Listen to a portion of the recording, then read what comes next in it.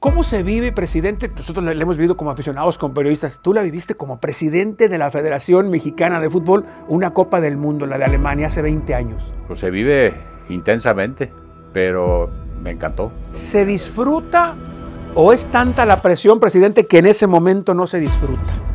Pues mira, tú lo viviste en Alemania, por ejemplo, yo no podía salir a la calle. A partir de Alemania ya empezaron esos precios de 2,000 euros, 3,000 euros. ¿Te acuerdas? Antes del partido inaugural, la locura que era cuando echaste a Mesa allá en Costa Rica. Acuérdate, no se te olvide que echaste al profe Mesa en Honduras. En Honduras es como en Honduras. Escuela, después se echó el solo. No, después de haber perdido con Costa Rica. Fútbol para Todos Mundialista. Una ventana abierta al mundo donde conocerás la belleza, la cultura, tradición y gastronomía de todos los jaliscienses, combinada con el conocimiento de David Medrano, Jerónimo Camberos, invitados especiales y las historias de los mundialistas. Aquí inicia el camino al evento más importante del 2026, la Copa del Mundo. Solo por JC Medios. ¿Cómo están? Un gusto saludarlos en esta cita que tenemos cada semana para hablar con el señor Camberos y con nuestros invitados y colaboradores de todo lo que significa la Copa del Mundo. Camberos, ¿cómo andas? Bien, Medrano, con mucho gusto de saludarte, de saludarlos y sobre todo, la verdad, qué privilegio, ¿eh? Qué privilegio estar en estos ejercicios porque hemos tenido protagonistas de diferentes ángulos. Nos han platicado jugadores, nos han platicado gente histórica del fútbol, pero ahora va a ser más interesante desde otra óptica. Todo lo que rodea a una Copa del Mundo que, bendito Dios, creo que Dios nos ha dado la oportunidad en los últimos mundiales estar en los países donde se han jugado y hemos podido ser testigos de lo que ha ido creciendo esto, de lo que vivimos en México 86, ¿sí? Que es del que tenemos más de referencia. Más referencia a nosotros, a lo que vivimos en Qatar, que fue el más reciente. Una locura absoluta en todos los órdenes de todo, ¿no? Y ahora, bueno, que nuevamente en nuestro país tendremos con otros condimentos especiales, ¿no? Más países, más sedes, 3 países en conjunto diferente. Jero, y con redes sociales. Redes sociales que ahora... Que es un tema, inclusive te hablo, la FIFA en sus regulaciones para la venta de derechos y todo, y ahora pone especial atención en el tema contenido. Y por ejemplo, las personas públicas como tú, no puedes subir nada que tenga que, durante el Mundial, que tenga que ver la FIFA, porque te tiran todo. Incluso con la tecnología, pero gente custodiando de ellos permanentemente en los partidos, viendo que no saque siquiera un celular para grabar, mucho menos para fotografiar. Sí, sobre todo si tú eres un personaje público, si tú en el estadio sacas, pero no, porque esto ha crecido en forma inusitada. Bueno, hemos platicado aquí lo que fue la Copa, nosotros no recordamos lo que fue la Copa del Mundo de México 70, pero hemos platicado, pero sí nos tocó vivir ya en Guadalajara la de 86. Y créanme lo que con lo que vivimos ahora, con todo esto, no, hombre, pues hay... Por todos los que hemos invitado a un gran personaje el día de hoy a la charla. Gran personaje. Gran personaje que en 2 mundiales tuvo su gestión y que fue un parteaguas en muchos temas, en la evolución de la selección mexicana, en la logística y sobre todo en la toda madre que es. Eso sí, no ha cambiado. Con nuestro personaje Alberto de la Torre y vamos a la charla con él. Aquí estamos, señor Camberos, y nuestro invitado es de lujo porque si en México hay un poco menos de 500 futbolistas que han jugado mundiales, hay menos de 50 que han sido presidentes de una federación en un mundial y tenemos a uno, que es Alberto de la Torre Boubet, presidente de la Federación Mexicana de Fútbol en la Copa del Mundo de Alemania 2006. Y sobre todo de Jalisco, ¿no? Orgullosamente, sí, claro. Como ha habido pocos presidentes, recuerdo ahora al ingeniero Juan José Leaño también de muy buena gestión, y yo creo que del señor Alberto de la Torre, ya platicaremos durante el programa y conforme lo vayas tú teniendo a bien, solamente tenemos buenos recuerdos y situaciones en los que cuando él podía ayudar, sobre todo la gente acá lo hacía, en el sentido estricto del periodismo, de alguna operación que ya platicaré, una anécdota adelante con Héctor Huerta para la transmisión de derechos de la radio a principios de los 2000, tipazo el gran Manoveto. Presidente, gusto saludarte, gracias por acompañarnos. Al contrario, gracias por invitarme y aquí estamos.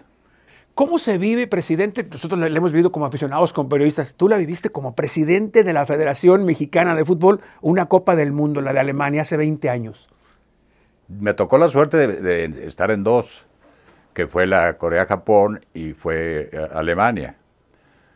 Pues se vive intensamente. Intensamente cuando tú traes un trabajo de 4 años con una selección, cuando tú traes colaboradores que están bien metidos en la problemática que es llegar a un mundial y jugarlo. Pero me encantó. O sea, yo creo que todos me dicen, oye, pues envejeces, pues sí, pero pues uno es muy feliz cuando llega a todos esos eventos. ¿Se disfruta o es tanta la presión, presidente, que en ese momento no se disfruta? Pues mira, tú lo viviste en Alemania, por ejemplo, yo no podía salir a la calle. Claro. No podía salir porque, digo, no por la afición se portó de maravilla, pero era el pedir boletos, no puede salir. Entonces yo estuve muy metido en el hotel y pues, las salidas en la noche o cosas así, sí podías salir. Ahí empezó una locura inusitada por los boletos para los partidos de México en la Copa del Mundo, ¿no, Jero? O sea, a partir de Alemania ya empezaron esos precios que 2,000 euros, 3,000 euros. ¿Te acuerdas? Antes del partido inaugural, la locura que era. Era una pregunta que yo quisiera empezar con el señor Alberto de la Torre. No estés de acuerdo, por lo menos los que vivimos esos tiempos un poquito más para atrás, no tanto, pero los mundiales, el del 2002, que fue inusitado en Corea por 2 países y Japón, pero el del 2006, por lo que representa Alemania, por su pasión futbolística, por el primer mundo que es Alemania, pero por los cambios que empezaron a haber tecnológicos, todos los mundiales, ¿te parece, salvo lo que has vivido, que ha sido de los mejores mundiales de la historia? Yo pienso que sí. El nivel. De los mejor organizados, de los más civilizados. Yo creo que fue un gran mundial y en un gran país. La verdad fue, lo vivimos intensamente, la organización de cuando transportaban al equipo, la logística que tenían, el orden que tenían. Me tocó incluso desde que fuimos al Congreso, al Congreso en Berlín, cuando les acababan de dar el mundial o les iban a dar el mundial, varias manifestaciones y las controlaba como en 5 minutos controlaban todas las manifestaciones que normalmente hay en todos los mundiales. Pero sí hubo mucho orden. Yo creo que fue de los que yo he ido es el mejor organizado que he visto. Japón-Corea, recuerdo, te vas a acordar, Manoveto, el día que se calificó, ¿te acuerdas en la cancha del Estadio Azteca, el día de la bronca de Lebrija con el Güero Burillo? Sí. Que no sé si era felicidad o era descargo de tanta presión que se vivió, porque hubo un rato en el proceso que parecía que estábamos fuera, Alberto. Sí, ¿no? Recuerda que cuando entró Javier, teníamos que ganar 13 puntos cuando de 15. Cuando echaste a Mesa allá en Costa Rica, acuérdate, no se te olvide que echaste al profe Mesa en Honduras. En Honduras es como en Honduras. Escuela, después se echó el solo. No, después de haber perdido con Costa Rica, fuimos a Honduras y ahí en el aeropuertito ese de Honduras, ahí se lo jaló. La realidad es que se tomó la decisión desde que perdimos contra Costa Rica aquí. Ese domingo ahí tomaron la decisión, Alberto. Dijeron, ahí vimos ya no da más. Hablamos con Javier y todo, pero no podíamos cambiar el técnico. En 3 días jugábamos en Honduras. En 3 días y aparte era un partido muy bravo, ¿no? Esa es la verdad. Entonces, ahí cuando entra Javier tenemos que ganar 13 puntos de 15. Claro, sí, no, estábamos con el agua hasta el cuello. Y dio muy buenos resultados. Yo creo que cambió la motivación, ahí ayudó mucho que en ese momento nombramos al Güero Burillo como presidente de las comisiones de selecciones nacionales, porque tenía un expertise muy interesante y cambió totalmente la actitud y se vio que se ganaron los 13 puntos, aunque en el último partido contra Honduras creo que teníamos que ganar por 3 goles, ¿no? Diferencia. Y así ganamos, ¿no? Por 3 goles. Sí. Ese partido sí, de locos, ¿eh? No, Yo dije, donde no califiquemos me tengo que ir a vivir a Nos vemos. Katmandú. Oye, ¿y qué le pasó, Alberto? Era más el Güero Burillo el que llevaba el día a día con la selección. ¿Qué le pasó a Javier en aquel partido contra Estados Unidos cuando terminó la primera fase y todos dijimos, Estados Unidos en Yenyú? ¡Estamos, claro! Estábamos viendo la televisión y nos podía tocar Portugal o Estados Unidos. Entonces dijimos, no, pues Estados Unidos mucho mejor, mucho mejor. Yo pienso que nos ganaron la partida porque Estados Unidos se dedicó a estudiar a México mucho tiempo. Yo vi que tenían que usar mucha tecnología y era una generación que habían hecho durante 8 años. Y le ganaron la partida tácticamente, según mi punto de vista, ¿no? Yo, con el poco conocimiento, pues los cambios también, yo decía, no, pues, a la hora vamos a hacer homenaje al minuto 30, presidente. a la hora que cambió a Ramoncito, dije, pues es el único que tira gol, que estaba desbordando y tirando. Entonces, no lo entendí muy bien. Y ya un Aspe viejón, desgastadón. Y una de las cosas que realmente no me gustó de Javier en ese momento fue que antes del partido les dijo, yo ya no voy a seguir en la selección, voy a España. Ya estaba arreglado para irse a España. Sí. Y conmigo, de palabra por lo menos, estaba comprometido a que pasara lo que pasara. ¿Iba a seguir? Iba a seguir 4 años. Ah, ok. Otro proceso, pero... pero bueno. Pues algo en lo personal, ¿eh? Te falló a ti, al presidente de palabra. Sí, pero bueno, pues le convino más en su momento. Y yo creo que ese partido se inventó mucho y nos ganaron. Pagamos caro. Y luego, dolió mucho. Luego viene 2006, asumes tú ya el mando de selección. Se acaba la etapa del Güero Burillo con toda su gente y asumes tú con Memo Cantú lo que es selección mexicana. Recuerdo, a ver si... ¿Era Bielsa? ¿Era Scolari?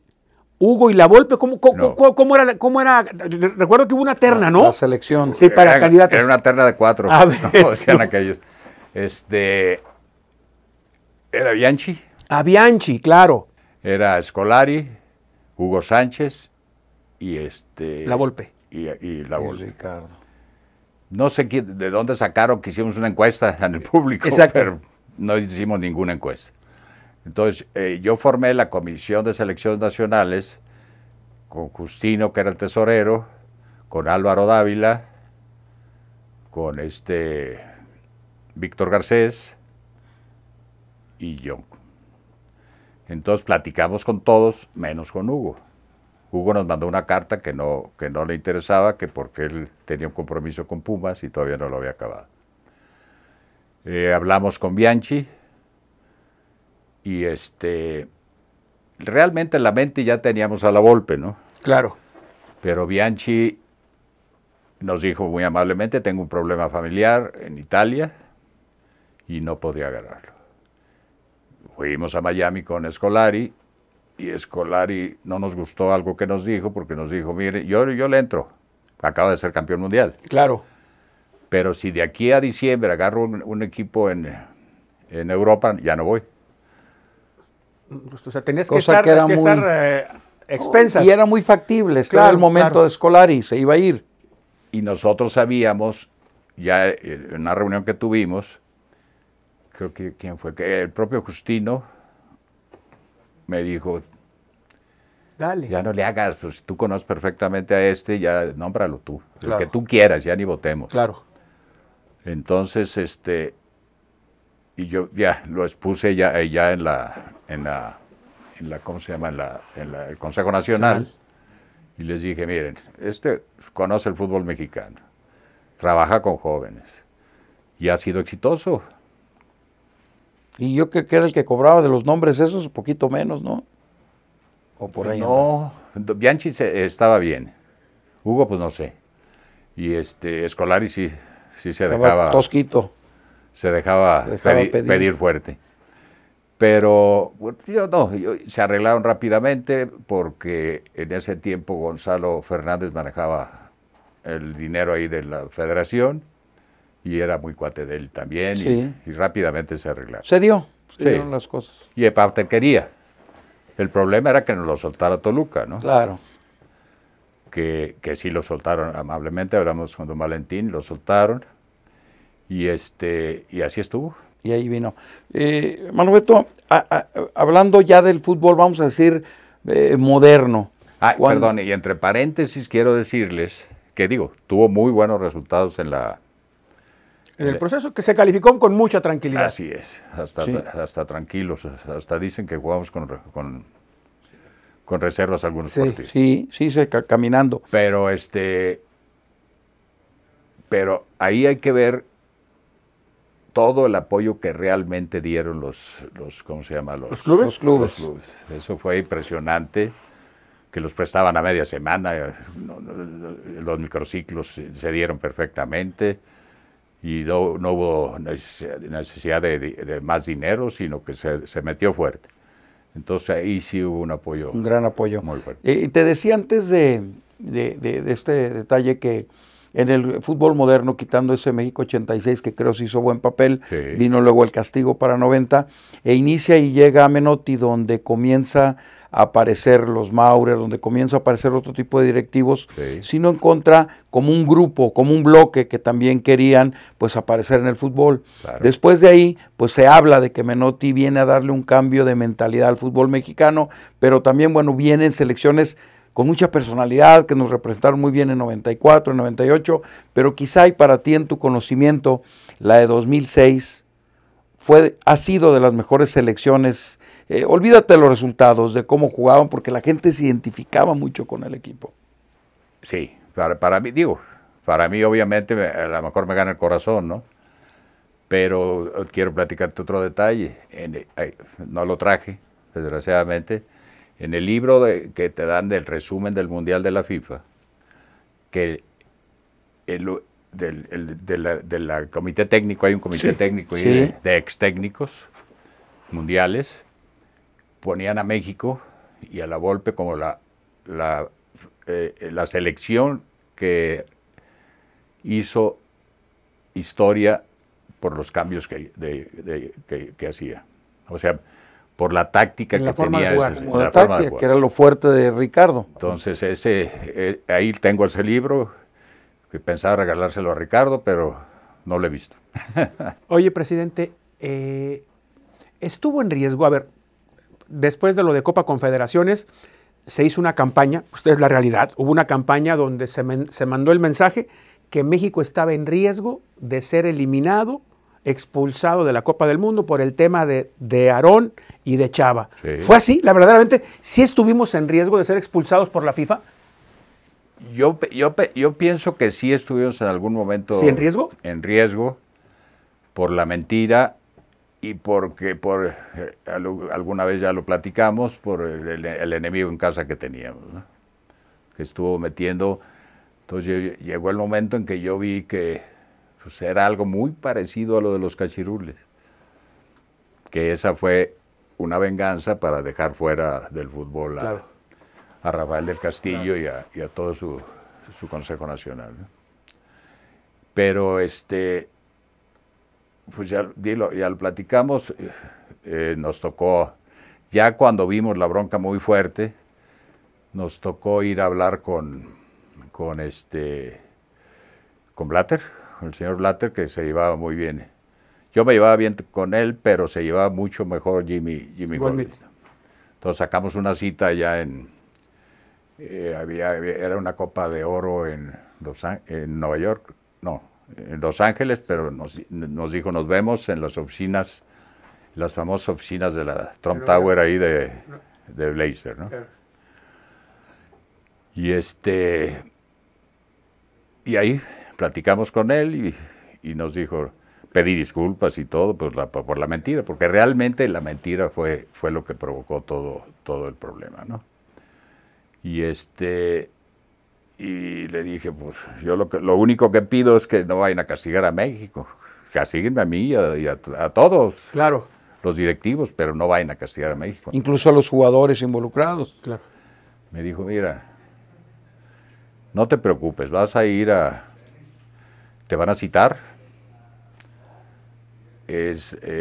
los abogados de FIFA son peor que no sé, así me dijo, son como nazis los fregados, o sea, son... Bravísimos. Te van a hacer garras, pero tienes que aguantar. Y me dijo, no, pues yo realmente ni a ti ni a México los vamos a castigar. Y Que fue cuando lo citaron en Suiza después. Así es. Que tuvieron que ir hasta la Volpe, fue, ¿no? El doctor Serrano, No, todos ustedes, todos. A comparecer No, como a la claro, PGR, aquí a hablar y con dicen que estuvo bravísimo, ¿no, Tehuacán presidente? en mano. No, hombre, llegamos ahí, digo, pasó todo eso de que a mí me dijo Blatter, no vayas a llevar abogado, Aguanta. Lo llevaron de todas maneras otras gentes, y me encontré a los que eran de la comisión disciplinaria en aquella época, que por cierto era alguien de Honduras, Sí. y le hablé al señor Grondona, Sí. y todos esos ayudaron un poco para que se bajara la cosa, pero al llegar, pues traíamos, a ver, echen los celulares, y todos aquí. Y va a ir pasando uno por uno. Dijimos, no, pues vamos a ver cuando regresen. El primero que nos diga algo, ¿cómo le Que fue? nos digan cómo no, ustedes ya compareciste, sacaban por otra puerta, vas ¿va? para allá. Sí. Y así estábamos, hijo de la mañana, entonces, y veíamos a unos llorando y a otros... Como interrogatorio y otros de tranquilos, FBI. y entonces, ya al final me tocó a mí yo y la misma. Pues una disculpa y que no sé qué, y que todo eso le tocó primero a Decio y luego a mí. Y a Decio sí lo vi muy fregado cuando salió, pero ya cuando entro, porque lo debíamos pasar nomás. Claro.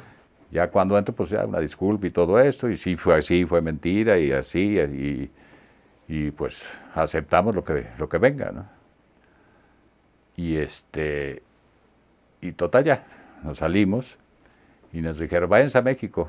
A esperar el fallo. En 2 días lo esperaban, no. Que vamos a ir cabizbajos. que vamos a ir a México, que aquí nos esperamos, ¿no? Nos iban a rebotar. Claro. Entonces, me acordé que el señor Blatter estaba, Joseph Blatter estaba en el hotel desayunando cuando salimos del hotel. Claro. No el hotel ese bueno donde agarraron a todos, Claro. en el hotel, el hotel pegado a la FIFA en aquella época. Pues, Ahí vas. arráncate, y decir, oiga, pues nomás que nos den el fallo. Para llegar ya a México, con el fallo, ¿no? Pues sí. Le dije, si es en contra, pues yo Para ya no quedarnos- llego a para México. quedarnos en el camino, ¿no? Para quedarnos en el camino, regresar. claro. No es cierto, pero sí le dije, oiga, ¿se podrá? Me dijo, espérense 2 horas. Y pues 2 horas ahí de muerte, y a ver qué. Como 2 días. A ver, el secretario general, o sea, Decio, y el presidente, pásenle, otra vez con los abogados para darles el veredicto. No, nos pusieron una. Primero un Yo regañador. creo que sentía así ¿cómo se llama? Sí, claro. A punto del infarto. Es la peor presión que he sentido en mi vida. Tensión. La verdad, Sentías que nos dejaban fuera del Mundial. Claro. Sentías, claro. Yo dije, hijo de la mañana, pues estén haciendo güeyes. Y entonces, ya cuando me dijeron, pues es una falta así, de la fregada, y entonces tienen que castigar a los jugadores, tienen que castigar al doctor, al doctor Sarur, ya metían el castigo del doctor Claro. Sarur a 2 años, creo. Sí. A 2 años. Y Los jugadores 1 año. sí, y una multa a la federación de 80,000 ¿Francos suizos? francos en aquella Exacto. época, sí. No, yo dije, Ya estuvo. Ya Aquí los fregamos. traigo. Ahorita Claro, se los ya doy. fregamos, ¿no? Y hasta dije yo, y luego te platico otra anécdota. Yo dije, yo los pago. Claro. Ya saliendo de ahí, yo los pago. Pago. Ya salimos de ahí, el que iba más enojado de todos era pues, el señor Cañedo, ¿no? Hablándole a Choc y no sé qué. Y bueno, ahí nos dijo, no, es momento de celebrar a los jugadores y todo eso. Sí le tuvimos que decir a Sarur que que iba... ¿Se lo tenía que chutar? Sí. Iba a ser el que chivito. Iba castigado El 2 chivito. años. Se la tenía que chutar. Y a los jugadores también les dijimos, oye, ahorita están castigados, pero puede venir otro castigo importante, no la friegue. Y vamos a hacer todo lo posible por quitarles el castigo, que lo hicimos luego. Y ya llegando a México, ¿se acuerdan ustedes del ingeniero González? ¿Te acuerdas? José Luis, la Calaca. Eh. Sí, claro. Homónimo del jugador. Sí, claro. La Calaca González. Sí. En ese tiempo, él era parte de la federación, era el que revisaba los estadios. Comisión revisora, cierto, claro. Y me llegó, ahí ya cuando llegué a los 100 en México, me dijo, oye, pues no es justo que tú pagues, aquí están mis ahorros, en un cheque, tú págalo. ¿De su cuenta personal? De su cuenta personal. Pero a ver, pero si tú ibas a pagar con lo de la federación, lógicamente, no de tu dinero. Yo en principio dije, no, yo lo pago. Sí, Estás al frente, Claro, sí, claro. o sea, tu dinero, no de la federación. así es. ¿Y el ingeniero de su lana? ¿Qué te dijo? Aquí está. Aquí están mis ahorros. Digo, nunca lo No, cobré. claro, pero el detalle, dices tú, no, hombre. Ahorita que veo al hijo que está en la Federación de Golf, ahí conmigo, Claro. con nosotros, pues le digo, oye, Sí. yo con tu padre La deuda quedé moral. eternamente agradecido. Pero sí, Un buen nunca, hombre. en toda esta novela hay algo que nunca me quedó claro. Sí. ¿Qué buscaba Cañedo? Al entorpecer, al filtrar, ¿qué buscaba? ¿Tu puesto? ¿Que castigaran a la federación y él ser el SIL campeador? ¿Qué buscaba Cañedo? Con el paso de los años, ¿qué te queda claro? ¿Qué buscaba Cañedo? La presidencia. La presidencia. Poder. No con el paso de los años. En todo ese transcurso, cuando fui a la Copa de Oro, y antes de hablar con el señor Blatter, Sí. me citó en su oficina en Miami. Él. Ok. Guillermo. Sí. Sí. Y yo fui, pues dije, Claro. y le dije, pues ya está todo arreglado, porque él mismo me hizo una carta ahí pidiendo disculpas y la fregada. Claro. Que nunca leí porque estaba en inglés y ni la leí, nomás la firmé. Claro. No sé qué decía, Claro. la verdad. Y luego, y me dijo, oye, pues, si llega a pasar algo, yo quiero ser presidente, quiero que tú me apoyes. Exacto. Así, Así, clarito. derecha a la flecha. Y le dije, la verdad yo pienso seguir. La verdad yo pienso seguir y espérate a que acabe, güey, Claro. ¿no? Y ya salimos medio molestos de ahí, pero ni modo. Entonces todo eso, yo creo que eso quería él. Porque si tú recuerdas lo de los cachirules, fue para poner ¿cómo se llama? Al presidente del CONCACAF, a Jack Warner.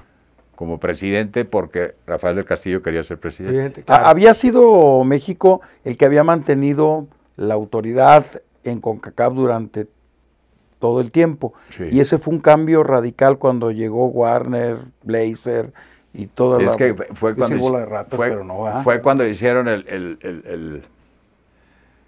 aquel gran plan Claro. de que a cada isla le daban un voto. Sí, sí, Claro. que valía lo mismo lo de Martinica que la de México o Estados Unidos. Y eran 30 y tantos votos. Pero además no es O algo sea, que era no casi se ha como Europa. conocido. Se reconoció durante la investigación Sí. que recibían dinero, sobornos en un sobre Sí. todos los presidentes de federación de todas esas islas. Y si tú te fijas, pues o sea, todo ese problema con Chuck y con Jack, porque alguna vez los quisimos derrocar, Sí. que no pudimos, nos pusieron una zumba tremenda, creo que nos ganaron 32, una cosa No, así, pues aquellos y ¿tú una crees? abstención. Claro. ¿Tú crees? Y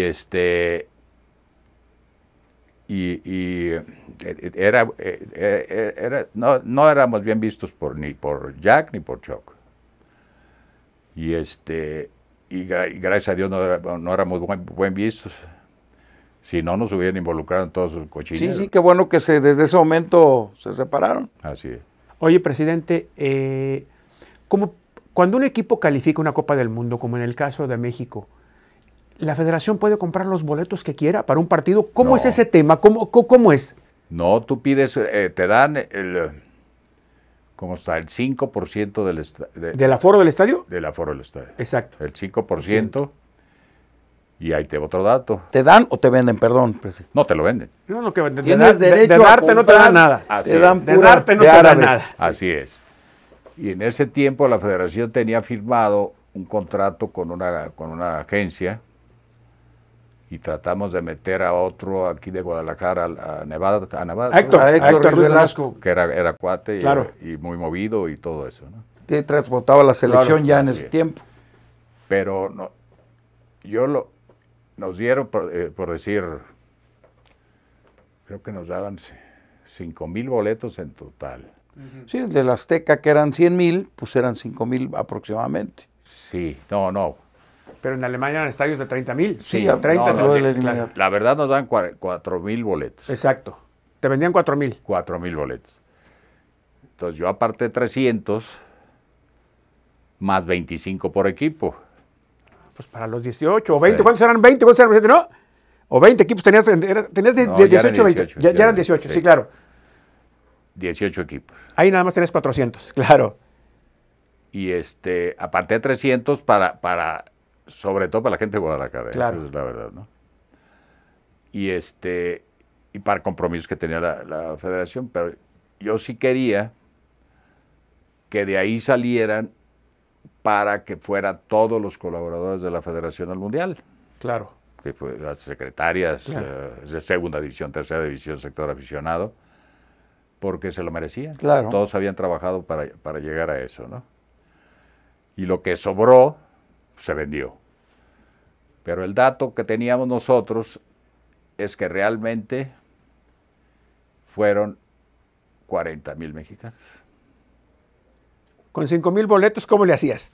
O sea, 40,000 mexicanos. ¿Y estás contando ahí los paisas o nada más los mexicanos? No, con todos los países, Entonces, porque era un sí número era un muy número importante. Yo nunca he visto, y vaya, dijeron, estos tiempos estuvimos en ruta, una expectación como la que había antes del primer partido. ¿Te acuerdas en las calles? 3 boletos te los arrebataban. No. Te los arrebataban. Y- 3,000 y dólares, el 4,000 Medrano, dólares. el precio. Espérate, cabrón. A eso voy, Jero. Y medio Guadalajara estaba en Nuremberg, donde fue el partido contra Irán. Sí. Te encontrabas, porque eran de la misma zona, a gente Bueno, Jero, que ni te imaginabas de aquí de la ciudad. el güey. presidente ya no salía ni a cenar con nosotros, porque afuera del hotel estaba Oye, lleno de gente. Fue contigo y ya lo y vi toda que la nos gente, dejaron pasar. Manoveto, boletos, Y era perdón. una pinche Sí, expectación, no. una locura. El por pobre los Gonzalo boletos. escondido también, Gonzalo Fernández, por el tema de los boletos. Afuera de tu hotel Es que había... ya se los mandaba él. Afuera de tu hotel o cerca había un pasaje, un andador, donde había cafés y había tiendas de shopping y eso.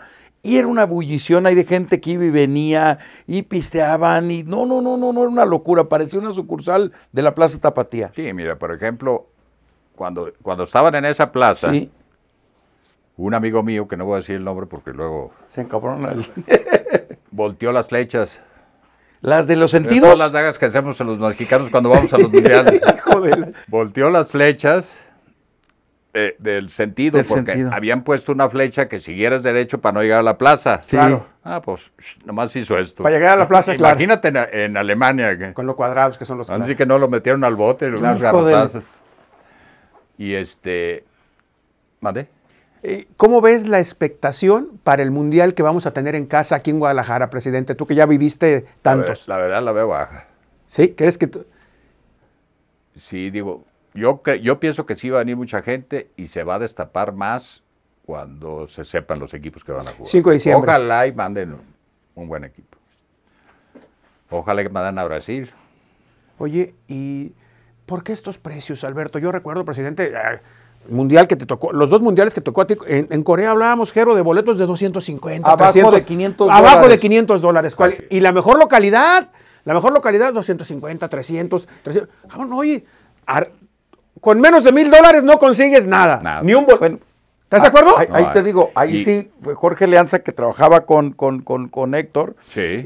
nos consiguió junto a, estábamos con Manuel Negrete, estábamos con Raúl Arias, seguramente de la federación, no les pregunté, pero eran boletos de 350 Es que dólares, las- güey. Eso En costaba. medio arriba. Es que eso era. De poca madre. Eso Japón, costaba. Alemania. Y el eso partido era. contra Ecuador en Japón. y Francia, Corea. así los vimos. Ahí por ejemplo, esos 300 boletos que vendimos, yo os dije, véndalos al doble. Claro.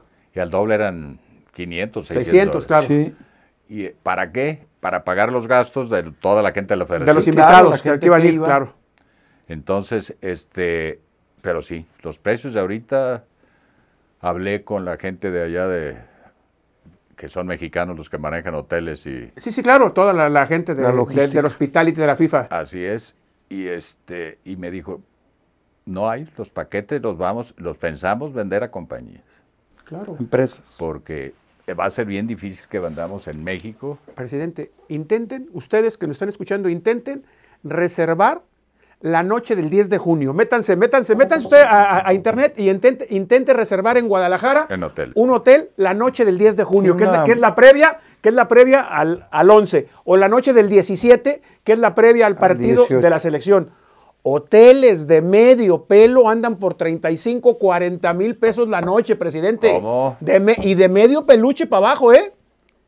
El Mundial se hizo ya muy elitista, ¿no? Pues mira, como es el Gran Premio, sí. como son esos eventos. Pero yo pienso que desde el crecimiento del Mundial, en equipos, le quita calidad para hacerlo más comercial, ¿no?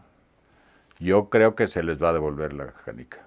¿Crees? En algún momento sí, ¿no? ¿Por el nivel futbolístico, por lo caro o por todo? Por el nivel futbolístico y porque van a ser demasiados partidos Sí, claro.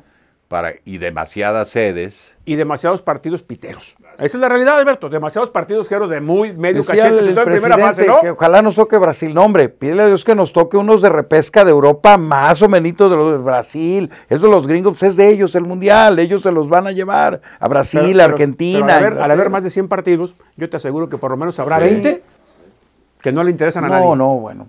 Sí, a ver, si a México viene a Guadalajara a jugar contra un equipo como tú dices, de repechaje de Asia o de África. donde quieras. Claro.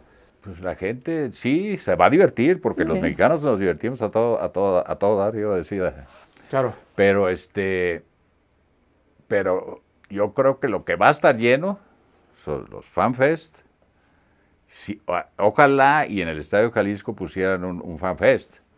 Estaría hasta el gorro con grandes pantallas y todo, como lo hacen en todos los mundiales. Sabedor la FIFA de este asunto, tú sabes que el gobierno de Jalisco y los municipios de Zapopan y Guadalajara son copatrocinados, un patrocinio piterito como de $80,000, y donde ellos van a tener tipo FanFest, pero donde van a tener derecho a poner pantallas y a poner patrocinados que sean oficiales de FIFA. Bueno. Y ahí la gente se va seguramente. Oye, presidente, agradeciéndote que hayas venido. ¿Te retiraste del fútbol? A ver, tú fuiste campeón del mundo.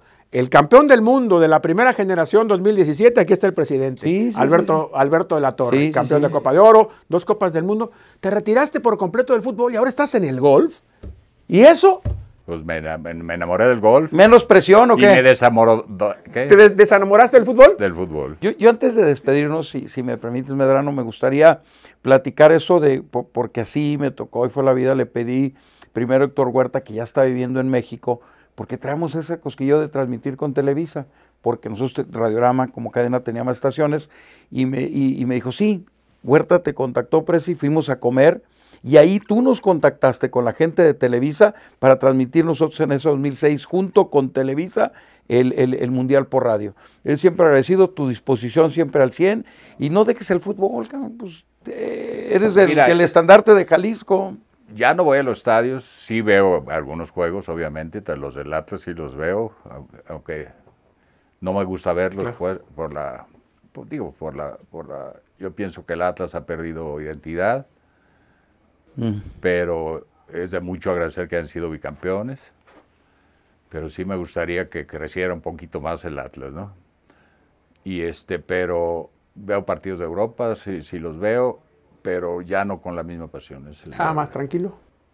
Haces bien. Ya le tocará a mis nietos, que ya tengo 2 que son muy apegados al Atlas, muy fuerte. Pues ya que sufran ellos, ¿no? O que se pongan a chambear.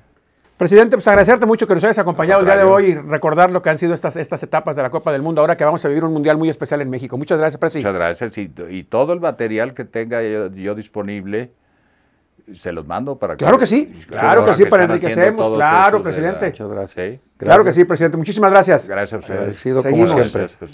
Estamos en el corazón de Guadalajara, frente a una de sus joyas arquitectónicas, el Templo Expiatorio del Santísimo Sacramento, símbolo religioso, cultural y turístico de la ciudad. La construcción comenzó en 1897. Participaron 3 figuras clave: Salvador Collado, quien hizo el proyecto inicial; Adamo Boari, arquitecto italiano célebre por el Palacio de Bellas Artes; Ignacio Díaz Morales, quien le retomó en 1927 y lo llevó a su conclusión en 1972. Su finalidad era hacer un templo dedicado al Santísimo Sacramento, pensando como un espacio de expiación y oración, pero con el tiempo se volvió también un punto de encuentro social rodeado de vida cultural, cafés y actividades comunitarias. Su arquitectura es neogótica, única en México por su fidelidad al estilo europeo: arcos apuntados, vitrales artesanales, cantera tallada, un rosetón monumental y un reloj carrillón alemán cuyas figuras de los apóstoles salen cada hora. El templo mide alrededor de 3.800 metros cuadrados, con una nave de más de 50 metros de largo y torres que se elevan sobre la plaza. De cara al Mundial 2026, el expiatorio será uno de los íconos más visitados por turistas que llegarán a Guadalajara. Incluso aparece en el póster oficial de la sede. Su presencia aporta historia y carácter a la ciudad anfitriona, mostrando a millones un referente espiritual y arquitectónico que complementa la fiesta del fútbol. El expiatorio no solo es un templo, es un retrato de Guadalajara, de su memoria y de su estilo único que hoy se prepara para recibir al mundo. En JC Medios, Alex Ramírez.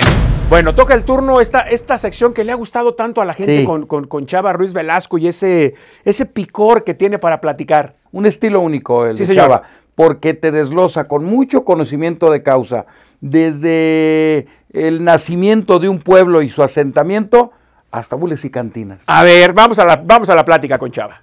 Como es una costumbre, ya está con nosotros Chava Ruiz Velasco. Chava, ¿cómo estás? Bien, David, señor Cameros. Qué gusto saludarte. Qué bueno. Chava, Panteón de Belén. Cuéntanos la historia. Lo primero es que no se llama Panteón de Belén. A ver. Se llama Panteón de Santa Paula. Aquí está. ¿Por qué? qué? Está en la calle Belén.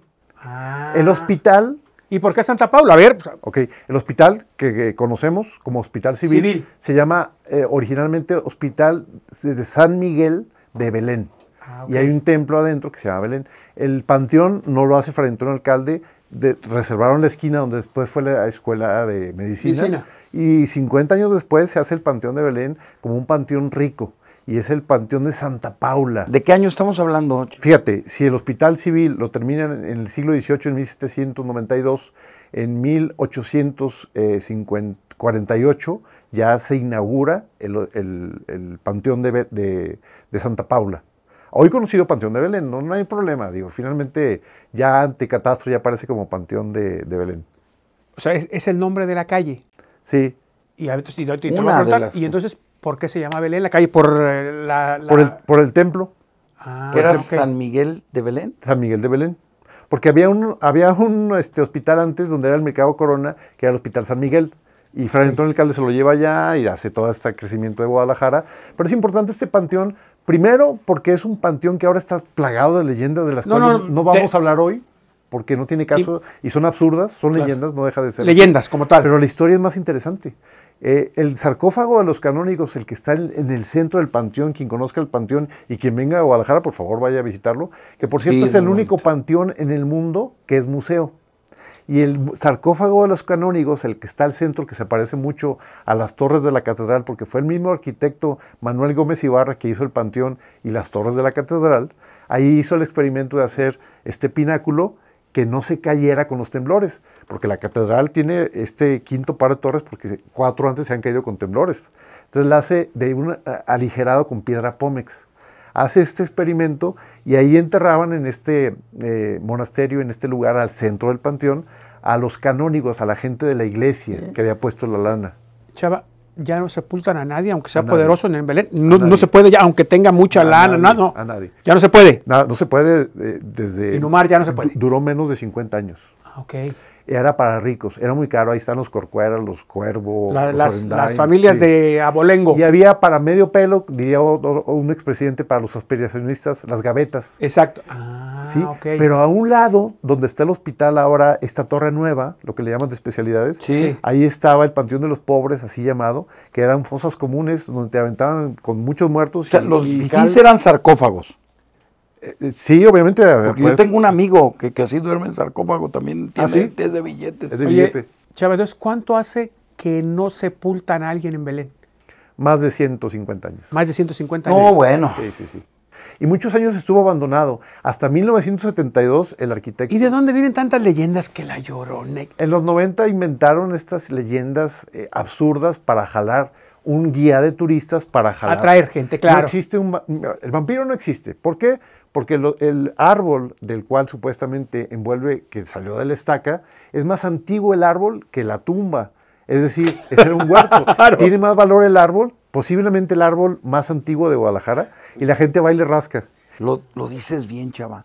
En los 90s, sí. Alrededor, pues está muy cerca. ¿Te acuerdas de la leyenda en el Hospital Civil del hombre elegante que se aparecía y que olía a azufre cuando dejaba a los muertos, supuestamente se los llevaba y que el demonio iba al Panteón de Belén? Bueno, esa leyenda luego se la llevaron al centro médico, cuando también incluso Jacobo Zabludowski sacó la noticia. Sí. Pero fíjate qué interesante las leyendas. Hay una que se llama la del niño Nachito, que es un sarcófago pequeño que dicen que ahí está enterrado un niño que le daba miedo a la oscuridad y por eso lo pusieron arriba. No, es un elemento escultórico que está hueco, y la gente compra dulces en la entrada, se los deja ahí en el panteón y esos dulces no se los coman.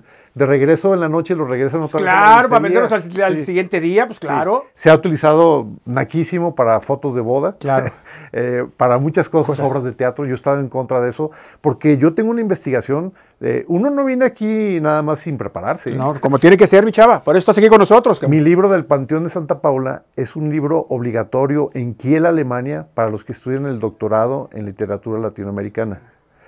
¿Qué quiere decir eso? Tardé 8 meses brincándome desde el Hospital Civil al Panteón en la noche para hacer un levantamiento arquitectónico palmo a palmo. Te puedo entregar el plano y quién está en cada una de las tumbas. Todas estas leyendas que se hacen en los años 90, no hace mucho, son absurdas, dañan al panteón y los ayuntamientos, algunos, han pugnado para que se ingrese dinero por ahí.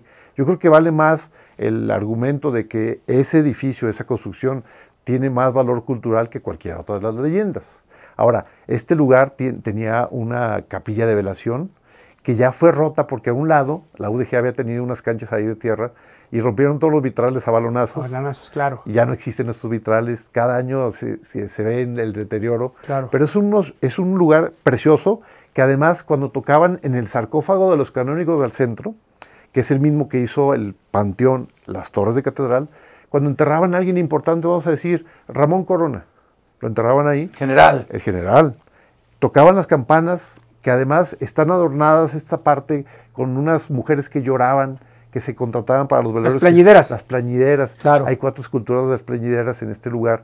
Y cuando tocaban las campanas, que ya no existen, dicen que la catedral lloraba, porque al tocar las campanas vibraban las torres de la catedral. Es un fenómeno que se puede repetir, pero ya no existen las campanas. Claro. Cuando yo hice la investigación de campo, me llevé gente con todos los equipos de sonido y a la hora de emitir cualquier ruido que tú emitías o voz regresaba siempre afinado en do sostenido. Este sarcófago es una bocinota. Por su forma. Do sostenido significa 36 Hz. El panteón dicen que mide 180 por 180 metros cuando no es cierto. Mide 36 metros menos. Tiene columnas, 36 columnas por 36 columnas. Siempre el número 36. ¿Qué significa? Se llama ocultismo arquitectónico, no es brujería, no es nada. Los arquitectos desde la época medieval ocultaban cosas que en los edificios sabían que durante los años hechos en piedra no iban a terminar. Este 36 desde los templarios es el 3, que nace divino, y el 6 es la muerte. Es esta culebra que se come a sí misma. No sé si han visto ese símbolo. Sí. El 3 y el 6 eso significa, enlazado. Todo lo que está involucrado con el 36 significa la muerte. ¿Por qué Santa Paula? Santa Paula era una santa que muere en el año 404, viuda, es la santa de las viudas, es aquella que se lleva los secretos hasta la tumba. La tumba. Por eso es que se llama Santa Paula. Chava, nos vemos la próxima. Gracias. Muy bien, muchas gracias. Seguimos. Y ahora, Jero, es momento de ir a recorrer Estados Unidos. John Nuño, que se ha dado a esta tarea, nuestro colaborador, de recorrer todas las sedes de Estados Unidos con los lugares icónicos de cada ciudad. Los lugares icónicos de cada ciudad. Yo no sé cómo lo vayan a hacer con Los Ángeles. ¿Cuál será el lugar icónico de Los Ángeles? Quizá el Coliseo, quizá, hablando deportivamente, como la ciudad, yo creo el City Hall, ahí donde está el centro. ¿No se ha caído? En eso anda. Sí, no se ha caído, ténganle paciencia, media hora. Hay que recordar que Los Ángeles no es la capital. No, por supuesto que no. Pero Sacramento es la ciudad más emblemática, sin duda alguna. Vamos con John Nuño y este recorrido que nos tiene él por todas las sedes mundialistas. A mis espaldas está el Mercedes-Benz Stadium, el segundo estadio que conocemos en este tour por las sedes de la Copa del Mundo, que además de tener a su equipo de NFL, también tiene a un equipo de fútbol, el Atlanta United, que curiosamente, pese a ser tan joven como es, pues se fundó apenas en 2017, ya ganó la MLS y es el equipo que más aficionados mete en promedio a cada partido, con 43,000 aficionados promedio a este estadio, con capacidad para 72,000. En el mundo del deporte, este estadio ya ha sido sede de varios eventos importantes como el Super Bowl, también ya recibió un juego del campeonato nacional de la NCAA de los Estados Unidos, además de que tiene su propio tazón colegial que cada año se juega en este estadio, el Peach Bowl. En cuanto a fútbol, este escenario ya ha sido sede tanto de la Copa América como de la Copa Oro, además de la Copa Mundial de Clubes que se celebró en 2025. Durante la Copa del Mundo, este estadio albergará 8 encuentros, el segundo estadio que más encuentros recibirá, solo por debajo del AT&T Stadium de Dallas, y además también recibirá una de las semifinales del torneo. A esta ciudad llegarán muchos visitantes durante la Copa del Mundo, ya sea que se queden o no en ella, pues el aeropuerto de Atlanta es el más ocupado del mundo, ya que cada año mueve y lo visitan más de 100 millones de personas y cada día salen más de 1,000 vuelos a 225 destinos nacionales en Estados Unidos e internacionales. De esta ciudad surgió Coca-Cola, la empresa refresquera más grande del mundo, y aquí cerca tiene su museo, el Mundo de Coca-Cola, además de que si te gusta el deporte, además del fútbol, cerca de este estadio está el Museo del Salón de la Fama del Fútbol Americano Colegial, que es toda una tradición aquí en Estados Unidos. Llegar al estadio es fácil, pues está en el corazón y el centro de la ciudad. Lo que tienes que hacer es tomar la línea azul o la línea verde del metro y bajarte en la estación de CNN o la de Vice City. Cualquiera de las dos te deja en la mera puerta del estadio. Para Fútbol para Todos Mundialista, informó Jonathan Núñez. Programa muy completo que hemos tenido el día de hoy, señor Camberos. Muy agradable, como siempre, disfruta uno mucho estas charlas, como seguramente usted desde donde nos sigue lo hará. ¿Por qué? Pues porque vemos varias aristas. Y ya vamos oliendo la Copa cada del vez Mundo. más Ya huele a Mundial. Cada vez más. No tenemos un boleto, pero ya a Mundial ya huele. Queremos con todos estos personajes, haz de cuenta que un boleto no lo tenemos todavía, igual que ustedes. Muchas gracias, nos vemos la próxima. Cuídese.